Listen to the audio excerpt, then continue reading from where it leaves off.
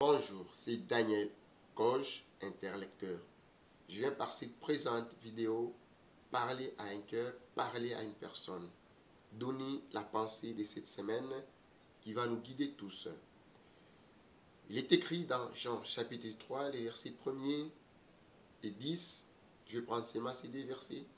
Le premier verset dit: Mais il y eut un homme d'entre les pharisiens nommé Nicodème qui alla auprès de Jésus-Christ, selon les versions. Et le verset 10e dit: Jésus lui répondit: Tu es docteur d'Israël et tu ne connais pas ces choses. Ce que j'aimerais dire, c'est ceci. Nicodème n'avait posé aucune question à Jésus-Christ, mais vous allez comprendre qu'au troisième verset, Jésus lui répond à quelle question que Nicodème a posée. Non, Nicodème n'a pas posé de questions.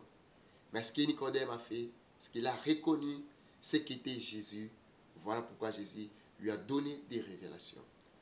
Lorsque on apprend à reconnaître les mérites de Jésus-Christ dans notre vie, il va nous donner les réponses aux questions que nous nous posons, même si on ne lui a pas encore posé. J'imagine que c'était la question de Nicodème, mais Jésus lui a répondu sans que celui-ci lui ait posé cette question.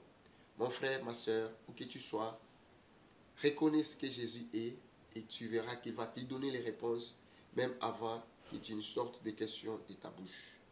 Mais aussi, pour reconnaître les mérites de Jésus, il faut être humble. Jésus dit: Tu es docteur d'Israël.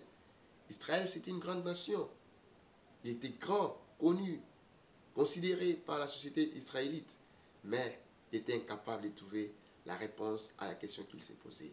Il y a des questions que tu te poses, il y a des questions que je me pose, mais ce matin, je suis venu te dire, reconnais seulement ce qu'est Jésus et tu verras que toutes tes questions auront des réponses. Mais cependant, pour reconnaître les mérites de l'autre, il faut être humble. Nicodème était humble, il était docteur, mais la Bible dit, il se détacha d'entre les pharisiens, ce que les autres pouvaient être orgueilleux. Ne sois pas orgueilleux. Un homme humble, c'est quelqu'un qui n'a pas de limites. Pourquoi? Parce que là où il ne sait pas, il demande et on lui donne des réponses. Et il engage des connaissances et des connaissances. Tu as besoin de connaître. Sois humble. Cette semaine, je suis venu t'exhorter par cette vidéo d'être humble. Mon frère, ma soeur, brisons l'orgueil. Et ce n'est que par l'œuvre du Saint-Esprit, car c'est lui qui produit dans tout un chacun l'humilité. Merci. C'était Daniel Coach, interlecteur. Suivez-nous tous les jours sur cette page d'Interlect. À la prochaine. Merci.